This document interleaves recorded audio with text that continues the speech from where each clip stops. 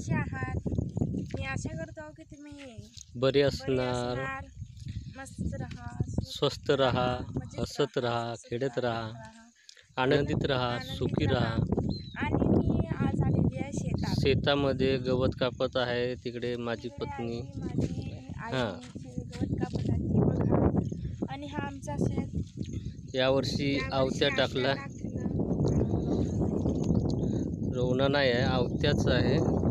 तर मित्रांनो, हा बघून घ्या आपलं शेत. तर आपल्या जमिनीला पाणी नाही, म्हणजे पाण्याचं साधन नाही. तर हे हा बघून घ्या, हे या साईडला अशी सडक गेली आहे ह्या इकडे आपल्या गावाकडे, आणि इकडे मोवाचं झाड पण आहे. हा एक आहे मोवाचं झाड, आणि दुसऱ्या साईडला त्या बाजूला काकाच्या बांधीमध्ये विहीर पण आहे.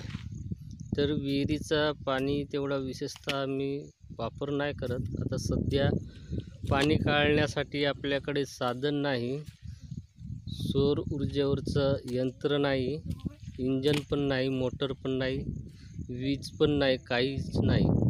तर सध्या हे वर टेकडीत जमीन आहे. तर हे बघा, इकडे माझी पत्नी इकडे गवत कापून राहिले. आपलं आज जिवतीचा सण, आज रोवण्याला सुट्टी.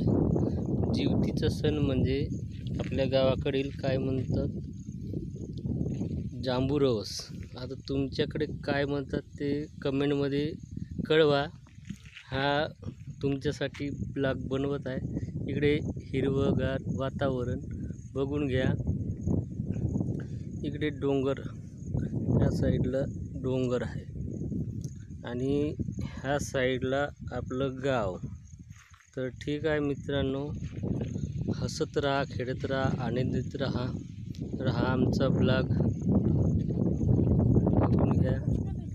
तर मित्रांनो, लाईक करा, शेअर करा, कमेंट करा, सबस्क्राईब करा. Bye guys. हाय.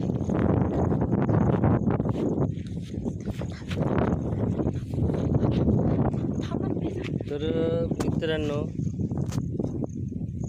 अशी गावाकडील नवीन नवीन गोष्टी तुम्हाला बघायला मिळतील. तुम्ही सबस्क्राईब करा, लाईक करा. हे बघून घ्या आपलं शेत. ठीक आहे, तर मी इथंच आपलं ब्लॉग संपवतो. जय हिंद, जय महाराष्ट्र.